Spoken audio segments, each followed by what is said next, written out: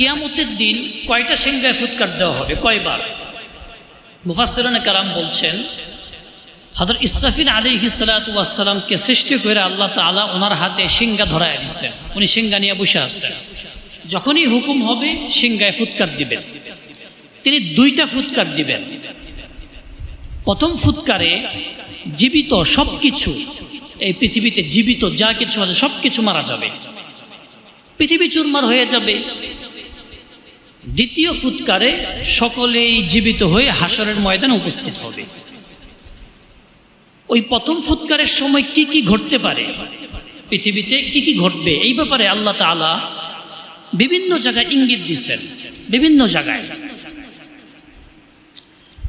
সূরা আল হাক্কাহ এর 13, 14 এবং 15 নম্বর আয়াতে আল্লাহ তাআলা বলতেছেন, ফাইদা নুফিখা ফিস সূরি নাফখাতু ওয়াহিদা ওয়া হুমিলাতিল আরদু ওয়াল জিবাল ফাদুক্কাতা দাক্কাতাও ওয়াহিদা ফায়াউমা ইদি ওয়াকাআতিল ওয়াকিআহ। যখন সিংহায় প্রথম ফুৎকার দেওয়া হবে তখন জমিনকে, পাহাড় পর্বতকে উঠায়া উত্তোলিত কইরা এক আঘাতে চূর্ণ বিচূর্ণ করে দেওয়া হবে। সুবহানাল্লাহ, আল্লাহ কত বড়! জমিন এবং পাহাড় পর্বতকে ওয়াহমিলাতিল আরদ ওয়াল জিবাল ফাদুক্কাতা দাক্কাতা ওয়াহিদা, একদম আসার মেরা একদম এটাকে ভেনিশ করে দেওয়া হবে। ফায়াউমা ইদি ওয়াকাআতিল ওয়াকিআহ, আর সেই দিন ঘটবে এক মহাপ্রলয়। এটাই কিয়ামত। সূরাতুল ওয়াকিআয় আল্লাহ তাআলা বলতেছেন, ইযা রুজ্জাতিল আরদু রাজ্জা ওয়া বুসাতিল জিবালু বাসসা ফাকানাত হাবাআম মুনবাসসা। যখন জমিনকে প্রচন্ড কম্পনে কাঁপিয়ে দেওয়া হবে এবং পাহাড়কে পিষা চূর্ণ বিচূর্ণ করে দেওয়া হবে, পিষিয়ে ফেলা হবে একদম। ওয়া বুসাতিল জিবালু বাসসা ফাকানাত হাবাআম মুনবাসসা। জমিন এবং পাহাড় পর্বত এগুলো উড়ন্ত ধুলাবালির মতো, ধুলাবালি আছে না উড়ে, উড়ন্ত ধুলাবালির মতো উঠতে থাকবে। ফাকানাত হাবাআম মুনবাসসা। সুবহানাল্লাহ।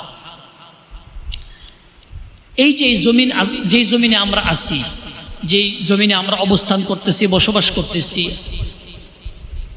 এই হুবহু এই জমিন কিয়ামতের দিন থাকবে না। আল্লাহ তাআলা এই জমিনকে পাল্টায় ফেলবেন আরেক জমিন দিয়া। এই আসমান হুবহু এই আসমান থাকবে না, এই আসমানকে অন্য আসমান দিয়ে আল্লাহ পাল্টায় ফেলবেন।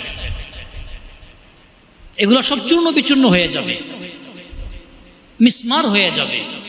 সূরা ইব্রাহিমের 48 নম্বর আয়াতে আল্লাহ তাআলা বলতেছেন, ইয়াউমা তুবাদদালুল আরদু গায়রাল আরদ ওয়াস সামাওয়াত।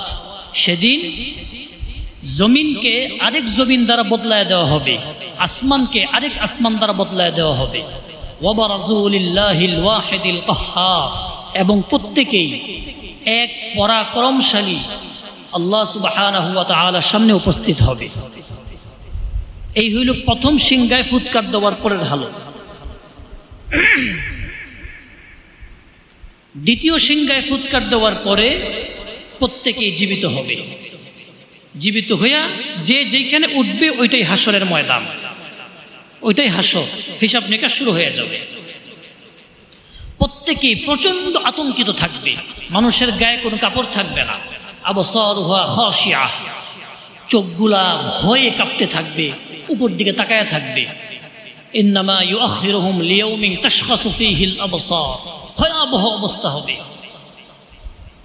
সূরাতুন নাজিআতে আল্লাহ তাআলা বলতেছেন, ইয়াউমা তারজিফুর রাজিফা তাতবাউহার রাদিফা কুলুবু ইয়াউমা ইদিন ওয়াজিফা। সেই দিন এক প্রকম্পিতকারী প্রচন্ড রূপে প্রত্যেককে কাঁপায় দিবে। এটা হলো প্রথম সিংহার ফুৎকার।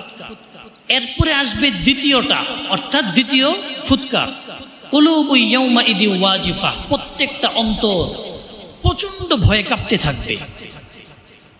সুবহানাল্লাহ, কি ভয়াবহ অবস্থা হবে দোস্ত বুজুর্গ। একটু আমরা কল্পনায় চিন্তা করি, একটু কিয়ামতের দিনের যে এগুলো ঘটবে, এগুলো তো আল্লাহ তাআলা কয়েকটা শব্দ দিয়ে বলছেন, কিন্তু বাস্তবতাটা কেমন হইতে পারে একটু চিন্তা করি, কল্পনা করি। এই জন্যই আল্লাহ তাআলা আমাদেরকে ভালোবাসাপূর্ণ নসিহত করছেন। সূরাতুল হজ এর 1 নম্বর আয়াতে, প্রথম আয়াতে আল্লাহ বলতেছেন, ইয়া আইয়ুহান নাসুত্তাকু রাব্বাকুম, হে লোক সকল রবকে ভয় করো।